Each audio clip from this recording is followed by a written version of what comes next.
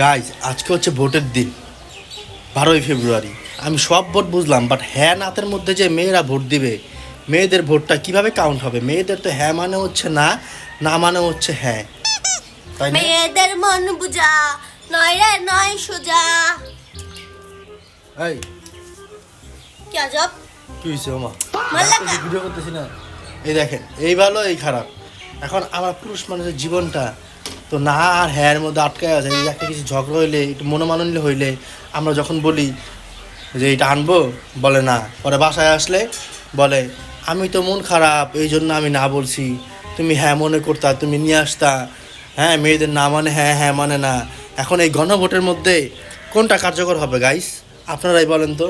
তুই যে রাগ করছো, না দেখেন ও না করে দেখাচ্ছে রাগ, কিন্তু বলতেছে না, কিন্তু হয় কিন্তু রাগ। কি হলো? কিসে বলছি না তুমি? দেখেন, বলতেছে রাগ না, কিন্তু রাগ। হায় রে, এটা এখন গণভোটে কেমনে কাজ হবে? হ্যাঁ নাতে আল্লাহ জানে এবারের ইলেকশন কি হবে। এবার ইলেকশন খুবই আনপ্রেডিক্টেবল গাইস।